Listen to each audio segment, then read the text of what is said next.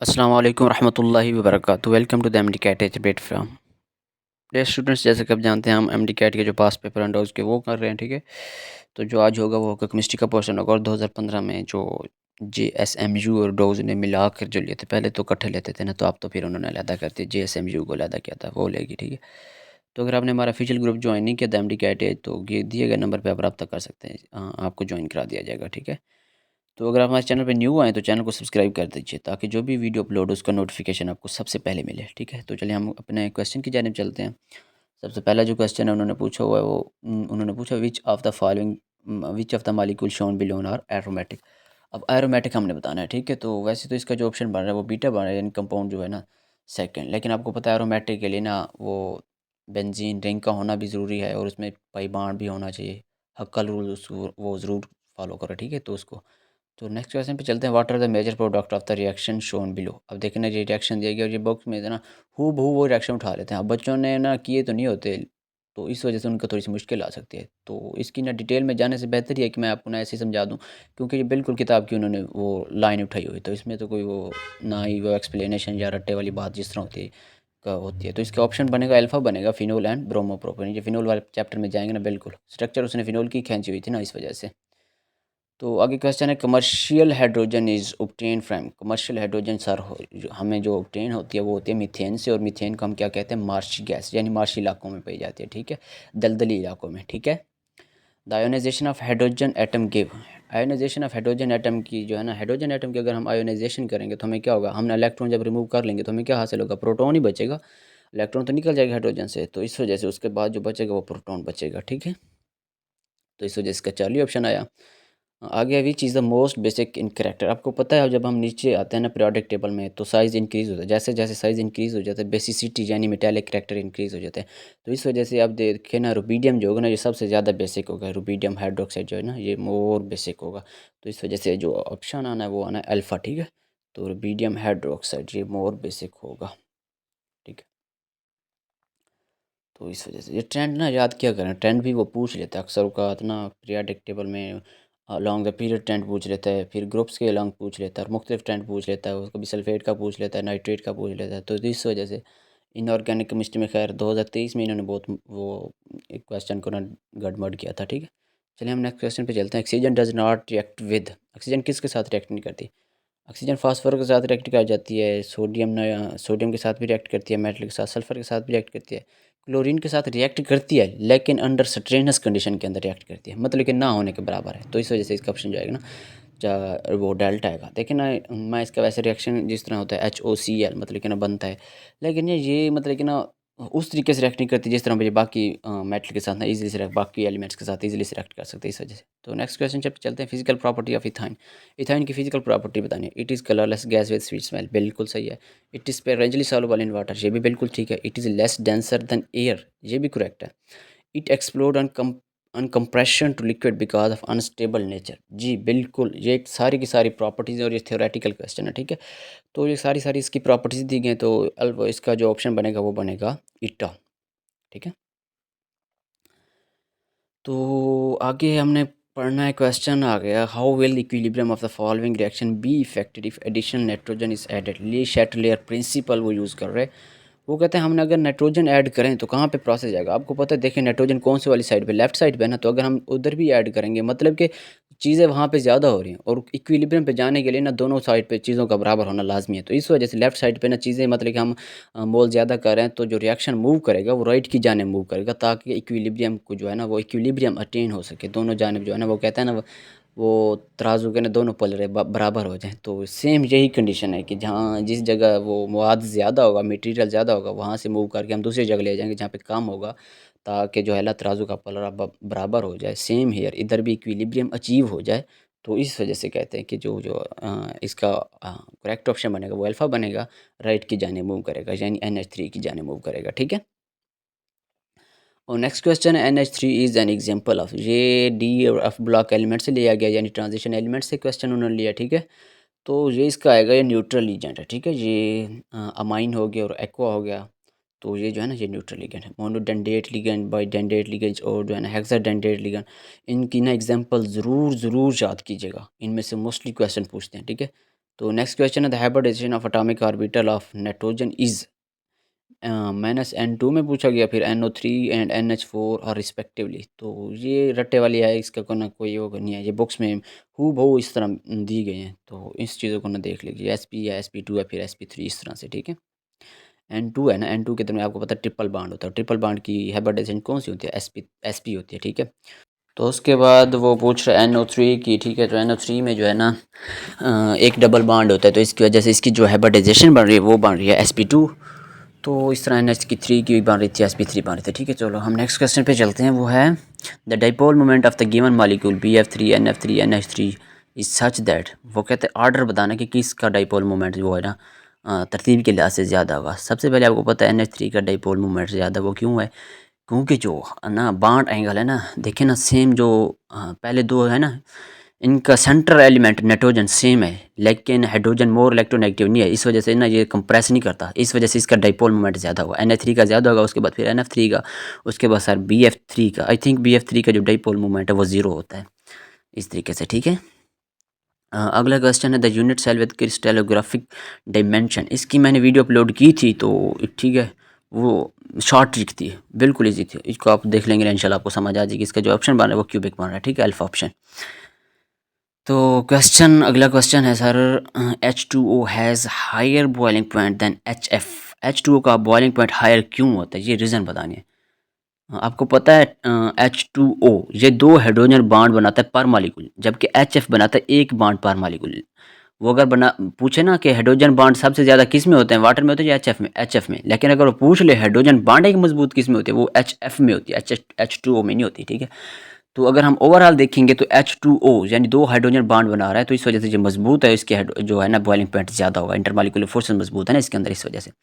तो next question है वो कहता है विच of the following best describe the emission spectrum of hydrogen atom. Hydrogen atom का जो एमिशन स्पेक्ट्रम है, ये आपने बताना कि कौन सा जो है ना स्टेटमेंट जो दी गई है, चार ऑप्शन दिए गए इनमें से कौन सी बेस्ट इसको डिस्क्राइब करती है, ठीक है।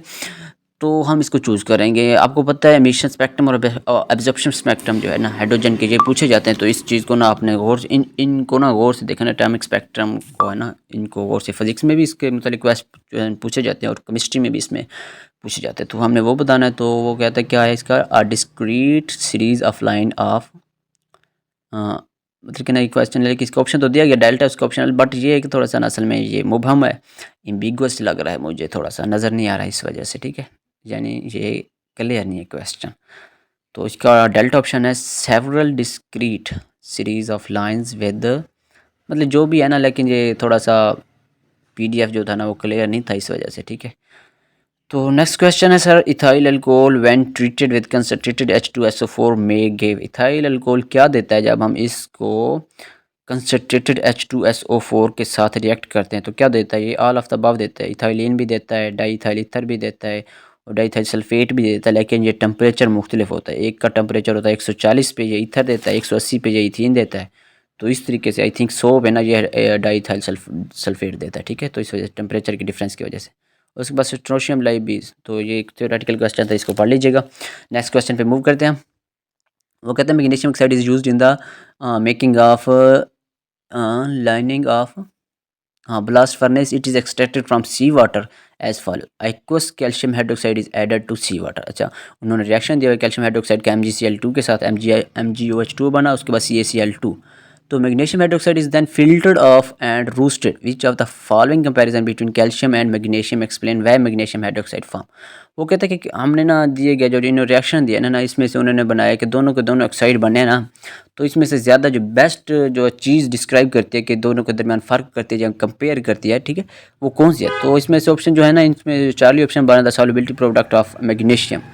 तो ये बिल्कुल रीज़न थी को, ये मुझे लगता है एक्सरसाइज का उन्होंने क्वेश्चन उठाया, उसकी बिल्कुल सेम स्टेटमेंट आई थिंक ऐसा ही है। वो कहता था series limit for the Balmer series of hydrogen spectrum occur at, ठीक है, गिवन जो ऑप्शन उसमें एंगस्ट्रॉम में उन्होंने दिया हुआ है, ठीक है, 3664 angstrom. Calculate the ionisation energy of hydrogen atom. Ionisation energy कैसे कैलकुलेट की जाती है, ये अभी आपको आगे ना हम इसको ना न्यूमेरिकल की सूरत में आपको हल करके देते हैं, लेकिन इसका ऑप्शन बता दें वो कौन सा बना है, अल्फा ऑप्शन बना है। तो देखें इसका सोल्यूशन, ठीक है, ये इसका है सोल्यूशन सर डेल्टा E। हमने आयोनाइजेशन एनर्जी फाइंड करनी है ना, तो इस वजह से वो है आपको पता है फार्मूला HC/λ, ठीक है। डी ब्रोगली ने जो पेश किया था उसी फार्मूले को हमने मॉडिफाई किया है। तो देखें हमने H यानी बोल्ट्जमैन कांस्टेंट की भी वैल्यू पुट कर दी, C की वैल्यू जो स्पीड ऑफ लाइट की पुट की, उसके बाद लैम्डा हमने पुट किया है, ठीक है। तो जो हमें जवाब मिला है वो n की जगह पे हमने 2 पुट किया ना, 2 को पुट किया, उसका स्क्वायर लिया 4, इस वजह से उसका ऑप्शन उसके साथ हम 4 के साथ मल्टीप्लाई करेंगे ना, तो इस वजह से क्या आएगा, तो ऑप्शन आएगा 21.4 समथिंग, मतलब कि इस तरह, ठीक है। तो जो नेक्स्ट क्वेश्चन है, bond energy between nitrogen atom in N2 molecule is, ठीक है, वो है 946 किलो जूल पर मोल, ठीक है। इसी तरह का क्वेश्चन उन्होंने पूछा था UHS ने 2023 में, और मोस्टली बच्चों ने इसको गलत किया था। तो ये टेबल जो दिए होते हैं ना, इनको गौर से देख लिया करना, ठीक है। इसमें से क्वेश्चन कभी कभी उठा लेते हैं। तो एक्सपर्ट तो वैसे बैठे नहीं होते जो पेपर बनाते हैं, वो 12वीं 11वीं वाले टीचरों को देते हैं, तो इस वजह से फिर वो इन चीज़ों को लेते हैं। Solubility product for BaSO4 eight, मतलब कि ना 18 एंड 25 डिग्री सेल्सियस। तो ये भी रट्टे वाली बात है, इसको भी रट्टा लगाना था, ये भी टेबल में से उठाएगा। लेकिन इसकी जो ट्रिक्स है ना, वो न्यूमेरिकल की सूरत में ना वो अपलोड कर दी जाएंगी इंशाअल्लाह, ठीक है। तो नेक्स्ट क्वेश्चन पे मूव करते हैं। Atomic number of carbon is 6 and hydrogen is 1, how many electron are present in 1.6 gram of methane. 1.6 gram यानी ये वैसे इसका जो मोलर मैस बनता है वो कितना बनता है, वो 16 बनता है, लेकिन उसने उसका 10वां पार्ट दिया, तो इस वजह से उसको हम कैलकुलेट करेंगे। ये देखें इधर से कैलकुलेट हो रहा है, ठीक है। तो इसको और से थे मॉलिक्यूलर मास ऑफ मीथेन कितना है, ये देखें 16 ग्राम बन रहा है, ठीक है। और नंबर ऑफ मोल कितने इसमें बन रहे हैं इन 1.6, मतलब कि ना 10वां पार्ट बन रहा है ना, 0.1, वही मैं कह रहा था। 16 को अगर डिवाइड करेंगे 10 से, तो इस वजह से इसका ये बन गया। उन्होंने 1.6 दिया था, हमारे पास 16 था, तो इस वजह डिवाइड किया तो 0.1 मोल बना। 0.1 को हम डिवाइड कर मल्टीप्लाई करेंगे किससे, इसके नंबर ऑफ इलेक्ट्रॉन, वो कितने 10 हैं, तो इस वजह से ये सारा का सारा इसका जो आ गया कैलकुलेशन हो गई है। मैंने शायद आप बच्चों को पहले भी कहा था कि अगर कोई न्यूमेरिकल मतलब कि ना टाइप का क्वेश्चन आ जाता है, सबसे पहले उसको ना डेटा लिखा करें। डेटा लिख के फिर फार्मूला सोचा करें कि यार फार्मूला इधर कौन सा यूज़ हो सकता है। अब इतने सारे फार्मूले होते हैं ना केमिस्ट्री और फिजिक्स में, तो तब जाके उसको ना उसका ना सोल्यूशन निकाला करें, ठीक है। तो हम नेक्स्ट क्वेश्चन पे चलते हैं, ये भी न्यूमेरिकल वाइज है। A bottle of cool drink contain 200 millilitre liquid in which CO2 is 0.1 molar. Suppose CO2 behave like an ideal, the volume of dissolve CO2 at STP। अब सारा का सारा डेटा लिखेंगे ना, इंशाल्लाह आपको सब कुछ जो है ना ईजी हो जाएगा। डेटा बच्चे लिखते हैं ना फ़ौरन शुरू हो जाते हैं कैलकुलेशन में भी, ये फार्मूला वो जहन में कुछ नहीं आ रहा होता, इस वजह से क्वेश्चन गलत कर देते हैं। इसका जो ऑप्शन बना है वो बीटा बना, लेकिन हम इसके आगे कैलकुलेशन करेंगे, ठीक है। तो इस वजह से ये देखें वॉल्यूम इन मिलीलीटर में कितना दिया उन्होंने, वो 200 दिया हुआ है, ठीक है। तो ये मिलीलीटर में दिया हुआ, हमने करना है कि लीटर में कन्वर्ट करना है, तो इसको हम 1000 से कन्वर्ट करेंगे। एक लीटर में कितने मिलीलीटर होते हैं, मिली का मतलब 1000 होता है ना, इसी वजह से 1000, तो ठीक है 1000 मिलीलीटर होता है 1 लीटर में। तो हमने इसको डिवाइड किया तो ये हमारे पास आ गया 0.2 लीटर आया, ठीक है। अब हमने 0.2 लीटर को, उन्होंने मोल कितने दिए थे, नंबर ऑफ मोल कितने दिए थे, 0.1 दिया था, उसके साथ मल्टीप्लाई करेंगे तो क्या बन जाएगा, 0.02 बन जाएगा। अब 0.02 मोल बना है, ठीक है। अब 0.02 मोल को हमने वॉल्यूम फाइंड करना है ना, तो जो एट STP वॉल्यूम होता है वो होता है 22.414, ठीक है। उसके साथ मल्टीप्लाई करेंगे तो सारी कैलकुलेशन हो जाएगी, ठीक है। तो नेक्स्ट क्वेश्चन है, surface tension in liquid is caused by. Surface tension किस वजह से होती है, सरफेस टेंशन सर होती है reduce rate of intermolecular collision at the surface, उसकी वजह से ये सरफेस टेंशन होती है, ठीक है। तो वैसे भी टेंशन इंसान को जो होती है ना जब इंसान का ना स्टेमिना बिल्कुल लूज़ हो जाता है, इंसान को फेलियर्स वगैरह आते हैं, या जब वो कुछ नहीं कर पा रहा होता, तो इस वजह से उसको भी टेंशन होती है। मैं उस टेंशन की बात नहीं कर रहा, ये सरफेस टेंशन की बात कर रहा हूँ। तो इधर भी इंटरमॉलिक्यूलर फोर्सेस कम हो जाती हैं, तो इस वजह से, ठीक है। मतलब कि एनर्जी का लेवल हाई हो जाता है, टेंशन ज़्यादा हो जाती है, इंटरमॉलिक्यूलर फोर्सेस वीक हो जाते हैं। तो नेक्स्ट क्वेश्चन है, how many electron can have the value N2, यानी प्रिंसिपल क्वांटम नंबर की वैल्यू 2 है, एजीमुथल क्वांटम नंबर की 1 है, और उसके बाद मैग्नेटिक की दी है, तो बीटा ऑप्शन बन रहा है इसका, करेक्ट ऑप्शन बना था 3, ठीक है। तो if uncertainty in the position of electron is zero, the uncertainty in the momentum is infinite. जब एक में ज़ीरो होगी तो दूसरे में क्या होगा, इनफिनाइट होगा। ये हाइजेनबर्ग अनसर्टेनिटी प्रिंसिपल में बताया गया था कि अगर हम एक की बिल्कुल क्लियर फाइंड कर सकते हैं ना, तो दूसरा बिल्कुल हम उसकी फाइंड नहीं कर सकते, उसको तो हम बिल्कुल फाइंड ही नहीं कर सकते। ये हाइजेनबर्ग ने प्रिंसिपल दिया था, इस वजह से जो ऑप्शन आना था वो डेल्टा होना है, ठीक है। Next question, in which of the following compound carbon use sp3 hybrid orbital of bond formation. बाकी पहला जो है ये सारा दिया गया है इथीन, दूसरा दिया गया इथाइन, तीसरा दिया गया टर्शरी जो है ना वो अल्कोहल दिया गया, ब्यूटाइल अल्कोहल दिया गया, ठीक है। उसके बाद उन्होंने दे दिया है CH2C, मतलब डबल बॉन्ड, 2 डबल बॉन्ड लेके वो इथाइन की सूरत में आ जाता है। तो जो ऑप्शन बनना था वो बनना था चार्ली अल्कोहल में, वो sp3 है, बट इस ठीक है। बाकी में तो क्योंकि डबल बॉन्ड आ रहा है ना, इस वजह से वो नहीं है। तो दिया कि क्वेश्चन है आगे 68, ठीक है। The table shown below give the bond dissociation energy of the single covalent bond of carbon atom with element A B C D. तो which of the following is the smallest atom. अब हमने बताना है smallest atom. आपको पता है जब atom का साइज़ छोटा होता है तो बॉन्डिंग उसके दरमियान, जो दो एटम्स के दरमियान, जो एक ही एटम होती है उसके एक एटम के साथ होती तो नहीं, दो के दरमियान ही होती है, तो वो मजबूत से मजबूत तार होगी, यानी स्ट्रॉन्गेस्ट। जब स्ट्रॉन्गेस्ट बॉन्ड बनेगा इट मीन्स हमें जो बॉन्ड डिसोसिएशन एनर्जी, उसको बॉन्ड को तोड़ने के लिए ना हमें ज़्यादा एनर्जी चाहिए होगी।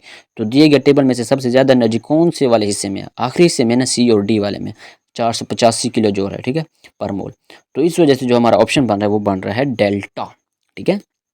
इसमें 485 किलो जूल, जहाँ देखें डेल्टा सर ऑप्शन बन रहा है। उसके बाद नेक्स्ट क्वेश्चन है 69, the IUPAC name for the structure below ends with what suffix. इसी क्वेश्चन को थ्योरेटिकल बना के यूएचएस ने पेश किया था 2023 में, ठीक है। तो आपको पता जब अल्कोहल और कार्बोक्सिलिक एसिड दोनों के दोनों अगर वो जो है ना फंक्शनल ग्रुप आ जाए ना एक ही वक्त में, तो हम जो प्रेफरेंस देते हैं वो फंक्शनल ग्रुप को, जो कार्बोक्सिलिक एसिड वाला होता है ना, OIC एसिड वाला, उसको प्रेफर करते हैं। इस चीज़ को याद रखना, ठीक है।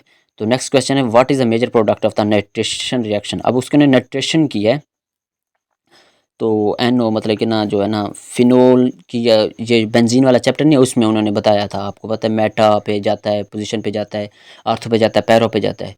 तो ओरिएंटेशन में उसने बताया था जो हम इसकी नाइट्रेशन करेंगे ना, जो 3 नाइट्रो मतलब कि ना वो वाला प्रोडक्ट TNT प्रोडक्ट बनना है। तो इस चीज़ को याद रखना। तो अगर हमारी वीडियो अच्छी लगे तो चैनल को सब्सक्राइब कर दीजिएगा और बेल आइकन को प्रेस कर दीजिएगा। जज़ाकल्लाह खैर।